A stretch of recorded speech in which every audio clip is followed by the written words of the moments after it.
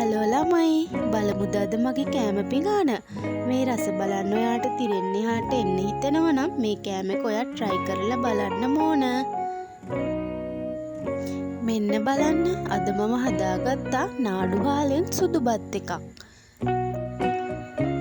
මේ උණු බත් එකට මම හදාගත්තා හොඳට වේලපු මුව මස් බෙදුමක්. ඔයාලා කාලා තියෙනවද ළමයි? මස් එක හොඳට ෆ්‍රයි වෙලා රස සුවඳ නම් උපරිමයි.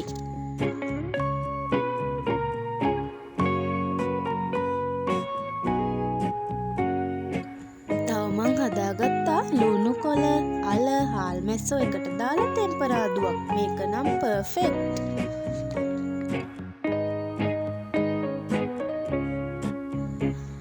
අපේ කෑම පිඟානට නැතුවම බැරි දෙයක් නේ පරිප්පු. ඉතින් මම පරිප්පුවකුත් හදාගත්තා. ක්‍රීමි, ස්මූත්.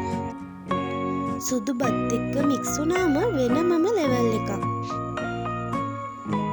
ඔයත් මේ වගේ කොම්බෝ එකකට කැමති නම් කමෙන්ට් එකක් දාන්න.